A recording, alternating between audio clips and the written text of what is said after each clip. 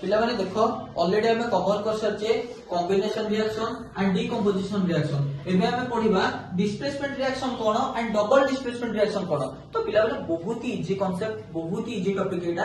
तो एथरे कोन हुए ना रिएक्टेंट साइड रे जो भी एलिमेंट सब थांदी तो गोटे कंपाउंड ता देरु गोटे एलिमेंट को रिप्लेस कर दिए अदर न्यू एलिमेंट को, जहां पर कि से माने गोटे नुवा प्रोडक्ट साइड रे गोटे नुवा कंपोनेंट को तैयारी कर दियंती। तो नॉर्मली कहिया बोले एतिकी जिंस डेफिनेशन डायरेक्ट कहि दोची होए the reactant side of a compound displace or replace an element to the other side to produce a new product is known as displacement reaction. तो एग्जांपल देले पिला माने तमे बे क्लियरली बुझि जिवो एटा कोन हबो Na plus HCl gives rise to NaCl plus H।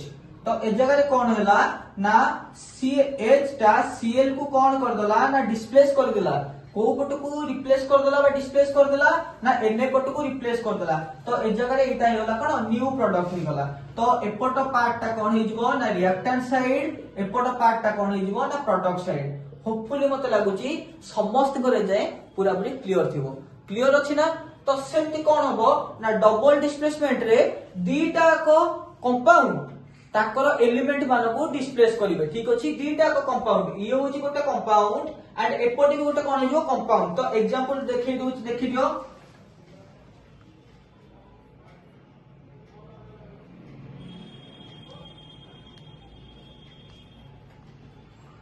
NaCl plus KOH gives rise to NaOH plus KCl।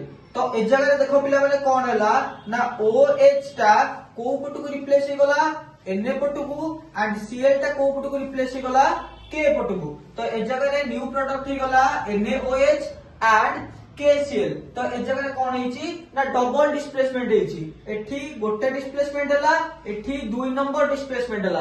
तो जदी गोटी जगह रे दिथर डिस्प्लेसमेंट हबो ताला हमें ताको सेटा को कोन कहिबा ना डबल डिस्प्लेसमेंट कहिबा एंड जदी गोटी थर डिस्प्लेसमेंट हबो ताला ताको सिंगल डिस्प्लेसमेंट रिएक्शन बोली कहिबा। होपफुली मते लागुची समस्त करे जाय क्लियर थिबो। देन हमें आ पर पढिबा कोन ना एंडोथर्मिक एंड एक्सोथर्मिक रिएक्शन, जोटा को हमें अदरवाइज कोन कहउचे ना कम्बुशन रिएक्शन बोली कहउचे। आ पर हमें पढिबा कम्बुशन रिएक्शन।